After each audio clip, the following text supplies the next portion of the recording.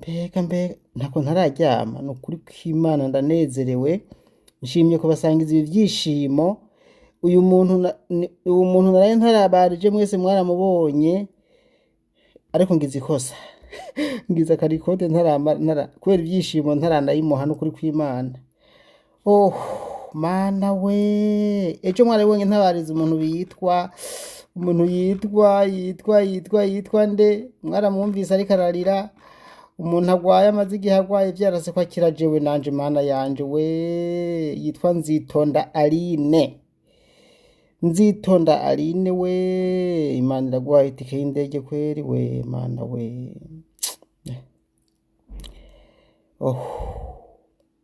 Cyakoze Imana ni Imana kweri, kiyikoko sinzogiheba kubera igikorwa Imana yishimira kabisa. Reka ndayimuhereze we mana, reka ntagure mu irabehemu. Nukuri nimba ngize ikosa mu mbabarire, numvise ibyishimo binsaze.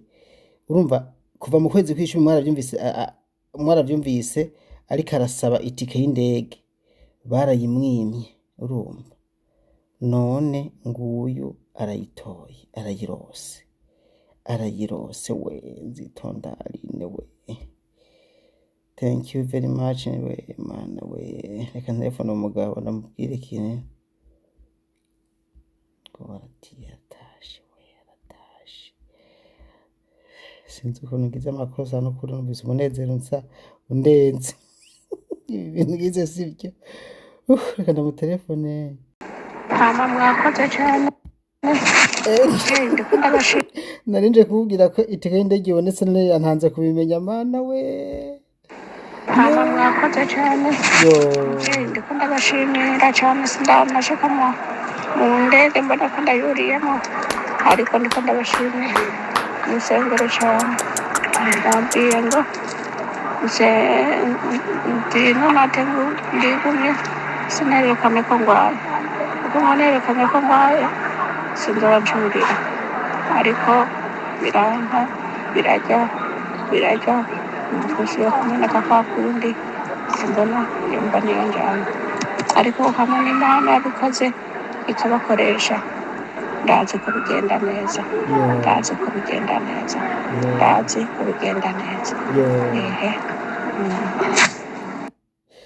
Uyu rero ni wa wundi natabariza mw'ijoro sinaryamye.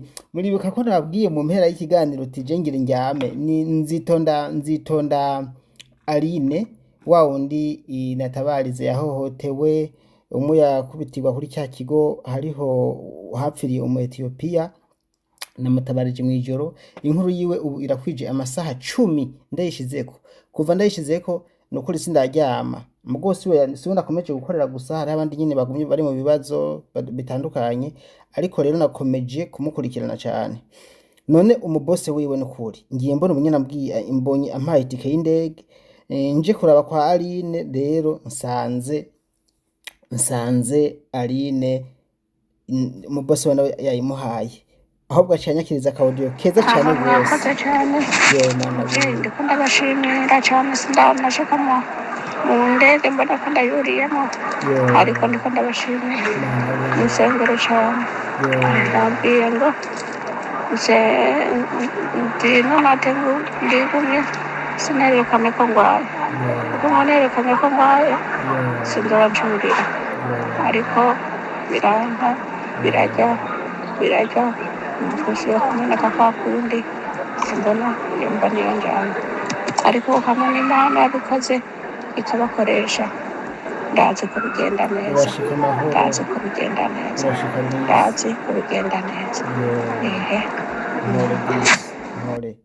Twavuganye amasaha 2 mana ndahabuze nyahantu. Twavuganye amasaha 2 n'iminota 27 ndiko ndagerageza no kuri ndamuronderera, mva nta hantu ntaciye.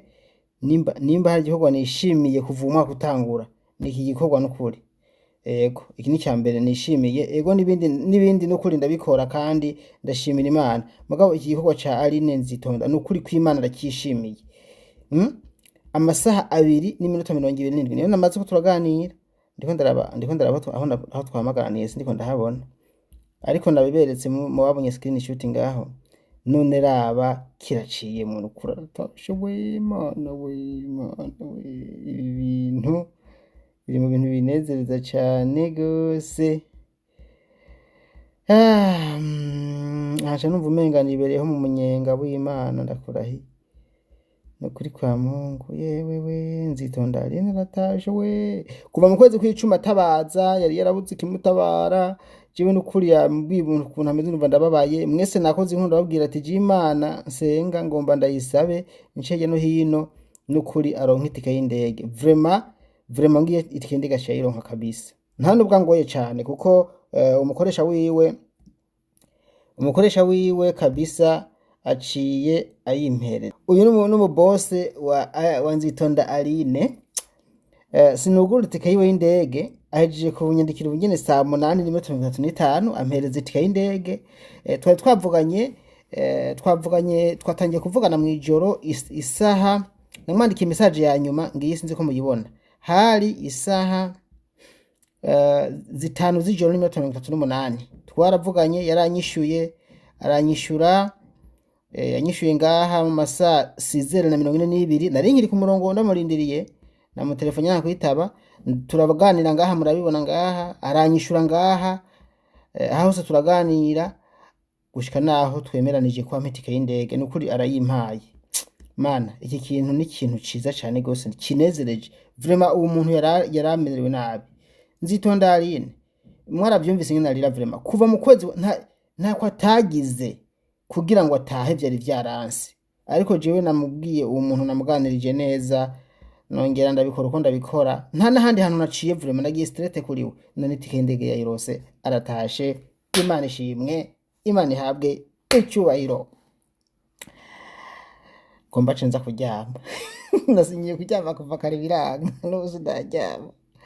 Nukuri kw'Imana mwarabukunze usigaye meze mu maso mw'abantu kandabereke sigaye ndaba nk'umunwara umugi mu ndabiri nukuri numubone ntabwo ukuntu naserutse mubuso naserutse yo meruka kuryama hirya ejo sinaryamye ijoro ryose n'ubu sindaryama vraiment. Mwiyo nkuru ya Nzitonda nababwiye ko nshaza kuryama mugo sinagiye kuryama. Yewe Imana ishimwe kweri.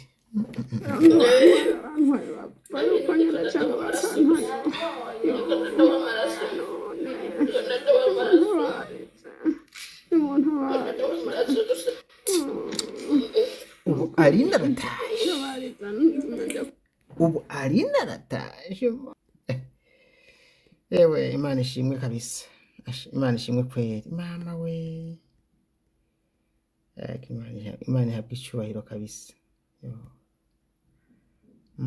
Nguyu aratashe kabisa. Mwanya kubaho mwiriwe. Ariko atabaza ubu mpaye akaudio keza mbwira ngo umvesha. Mama mwakoze cyane. Muvyeyi ndiko ndabashimira cyane, sindanashika mu ndege mbona ko ndayuriyemo, ariko ndiko ndabashimira musengero cyane. Ndabwiye ngo ndino natengu ndigumye sinerekane ko ngwaye, kuko nerekanye ko ngwaye sindora ncurira, ariko biranka birajya gusubira kumena kakundi. Nukuri bugombe birye bireke itahire ikabakoresha. Ndazi ko bigenda neza.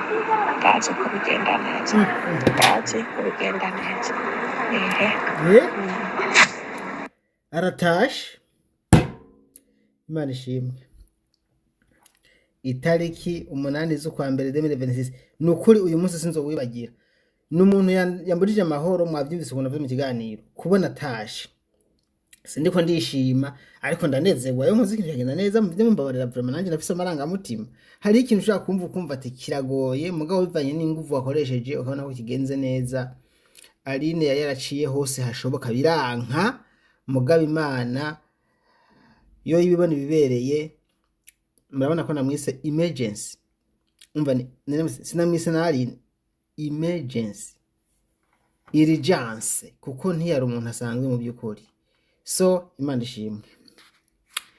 Imana ishimwe, Imana ihabwe icyubahiro, Imana ishimwe, Imana ihabwe icyubahiro. Ego mana ndanezerewe cyane rwose kabisa, sinababesha ndanezerewe rwose. Yaratabaje, yararize. Bavyeyi n'abariza turansambukanye ndabuze icyo fata n'icyo ndeka n'abariza ndonka na pasitamoro basi niba nahukane nje kwiputsa mu gihugu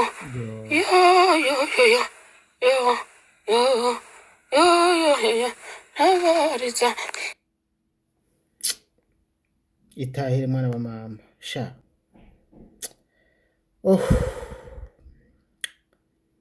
Kana no kuko ari iyi kode ndiko ndagira mana ndanezerewe kweli.